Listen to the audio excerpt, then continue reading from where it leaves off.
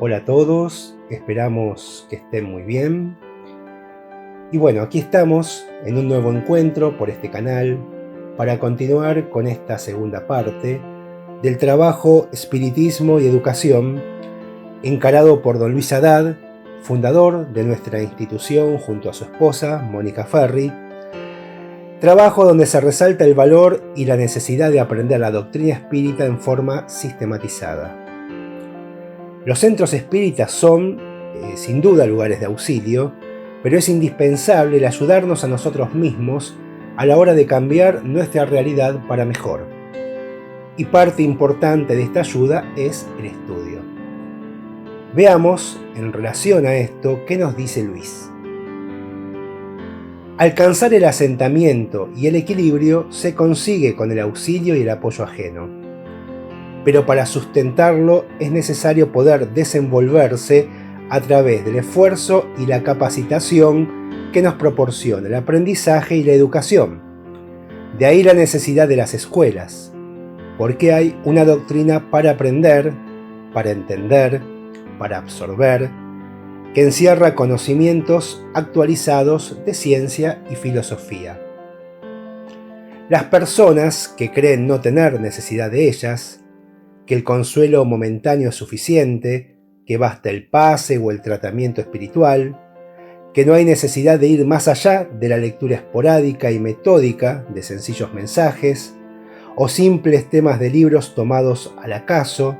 interpretados libremente, aisladamente desvinculados de la estructura teórica que les da el verdadero sentido y los relaciona a todo el conocimiento, perjudican a la divulgación seria, coherente, eficaz y contribuyen para que ella se reduzca en el contenido, o lo que es peor,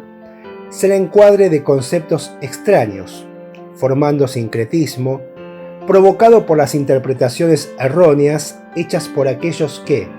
no teniendo la debida preparación, le introducen falsos conceptos de otras creencias y que son justamente aquellas que ella viene a corregir. Por lo que vemos, Luis no solo destaca el valor educativo como herramienta de autoayuda, sino que la negación de dicha necesidad educativa no solo perjudica a la persona, sino a la correcta interpretación y difusión de la doctrina. Sigamos citando a Luis.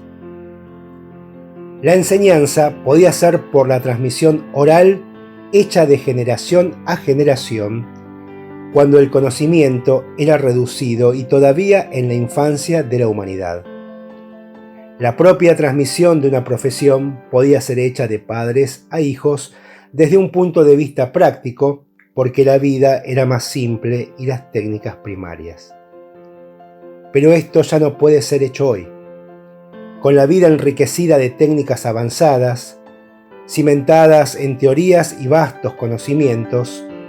hacer reducir la divulgación a meras charlas o a explicaciones incoherentes de temas aislados es dar margen a la aparición y sustento de centros que enseñan muy poco cuando enseñan, pero que frecuentemente confunden la doctrina de los espíritus con las creencias mágicas relativas al mundo oculto, cuyo único trazo con él es el de admitir la existencia de los espíritus. De esa forma se enmascaran creencias y supersticiones con el rótulo de espiritismo, tornándose más perjudicial que las propias religiones dogmáticas. La doctrina de los espíritus no es conocimiento que pueda ser abordado con liviandad o superficialmente, sino es un saber que surgió para reestructurar las sendas religiosas, compatibilizándolas, armonizándolas con la ciencia y la filosofía de nuestros días,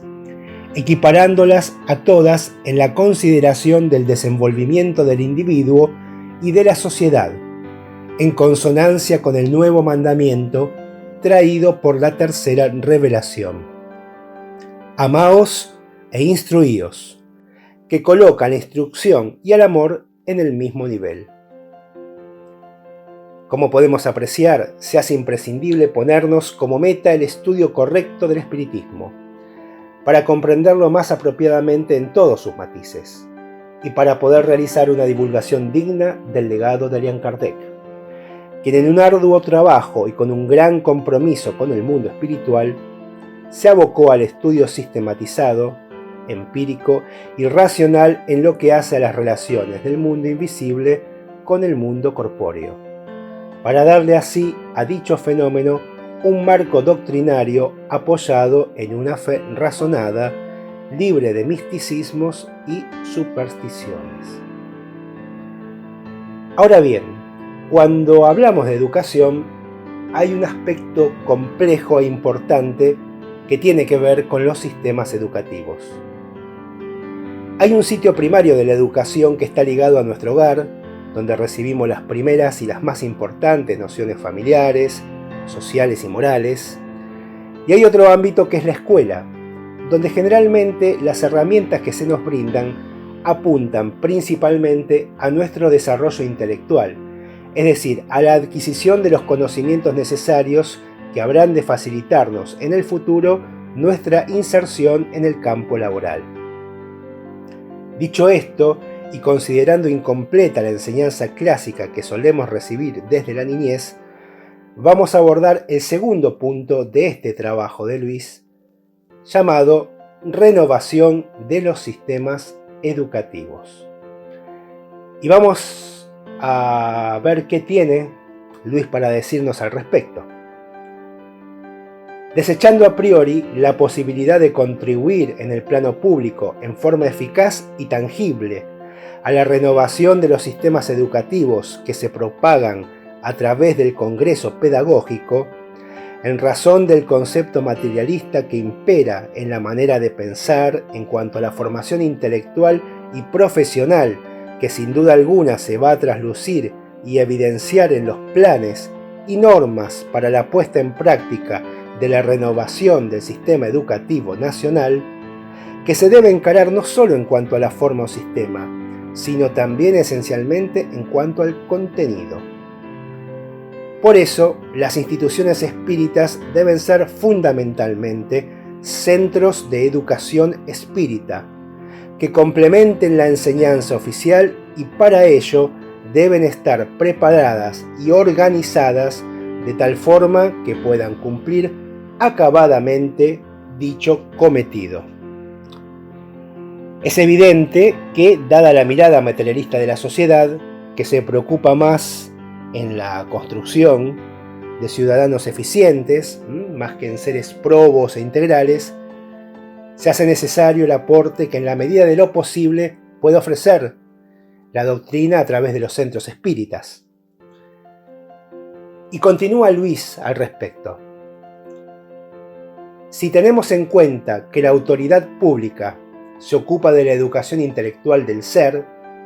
y que el deseo de una mejor ubicación en el plano social constituye un estímulo para el estudio y aprendizaje que lo hará más apto para el desempeño en la vida material, sin perjuicio de que ello contribuya a ensanchar sus conocimientos y su facultad de pensar, es conveniente destacar que se ha dejado de lado el desenvolvimiento de los conceptos morales que van a completar y perfeccionar la personalidad. Es decir, que la educación moral queda limitada en la infancia a la orientación, guía y enseñanza de los progenitores, que aprovechando una ley natural lo somete a las condiciones biológicas de la especie, ya que a través del desenvolvimiento orgánico el ser se va definiendo en sus características individuales y revelando su capacidad de ajuste y cultura con sus posibilidades de autosuperación moral y espiritual. Es así que la criatura solo recibe orientación moral que le pueden dar sus padres, muchas veces no aptos para el ejercicio de dicha función y que en sus actitudes no hacen sino acicatear los defectos que la falta de perfección moral engendra en estos seres,